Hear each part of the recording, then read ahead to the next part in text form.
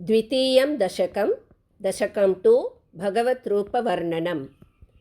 सूर्यस्पर्धिकिरीटमूर्ध्वतिलकप्रोद्भासि पालान्तरं कारुण्याकुलनेत्रमार्द्रहसितोल्लासं सुनासापुटं गण्डोद्यन्मकराभकुण्डलयुगं कण्ठोज्ज्वलत्कौस्तुभं त्वद्रूपं वनमाल्यहारपटल श्रीवत्सदीप्रं भजे।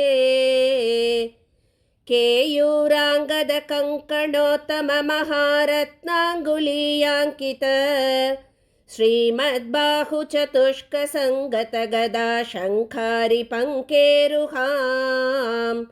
काञ्चित् काञ्चन काञ्चिलाञ्छितलसत्पीताम्बरालम्बिनीम् आलम्बे विमलाम्बुजद्युतिपदां मूर्तिं तवार्तिच्छिदम्। यत्रैलोक्यमहीयसोऽपि महितं सम्मोहनं मोहनात् कान्तं कान्तिनिधानतोऽपि मधुरं माधुर्यधुर्यादपि सौन्दर्योत्तरतोऽपि सुन्दरतरं त्वद्रूपमाश्चर्यतोऽपि आश्चर्यं भुवनेन कस्य कुतुकं पुष्णाति विष्णो विभो। तत्तादृक्मधुरात्मकं तव वपुः सम्प्राप्य सम्पन्मयी सा देवी परमोत्सुका चिरतरं नास्ते स्वभक्तेष्वपि। तेनास्याबत कष्टमच्युत विभो त्वद्रूपमानोज्ञक प्रेमस्थैर्यमयाद चापलबलात् चापल्यवार्तोदभूत्। लक्ष्मीस्तावकरामणीयकहृतैवेयं परेष्वस्थिरेति अस्मिन्नन्यदपि प्रमाणमधुना वक्ष्यामि लक्ष्मीपते। ये त्वध्यानगुणानुकीर्तनरसासक्ता हि भक्ता जनाः तेष्वेषा वसति स्थिरैव दयितप्रस्तावदत्तादरा। एवं भूतमनोज्ञतानवसुधा निष्यन्दसन्दोहनं त्वद्रूपं परचिद्रसायनमयं चेतोहरं शृण्वताम्। सद्य प्रेरयते मतिं मदयते रोमाञ्चयत्यङ्गकम् व्यासिञ्चत्यपि शीतबाष्पविसरैरानन्दमूर्च्छोद्भवैः।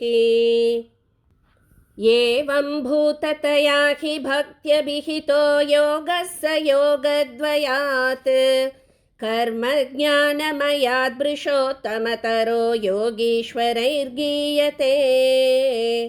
सौन्दर्यैकरसात्मके त्वयि खलु प्रेम प्रकर्षात्मिका भक्तिर्निःश्रममेव विश्वपुरुषैर्लभ्या रमावल्लभ।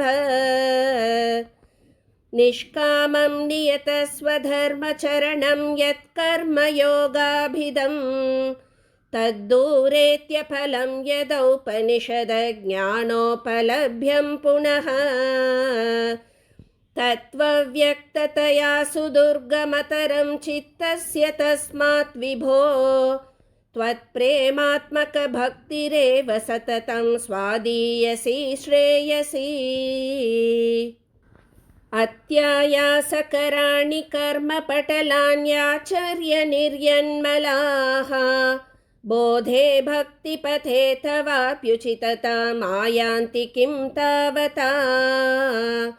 क्लिष्ट्वा तर्कपथे परं तव वपुर्ब्रह्माख्यमन्ये पुनः चित्तार्द्रत्वमृते विचिन्त्य बहुभिः सिद्ध्यन्ति जन्मान्तरैः।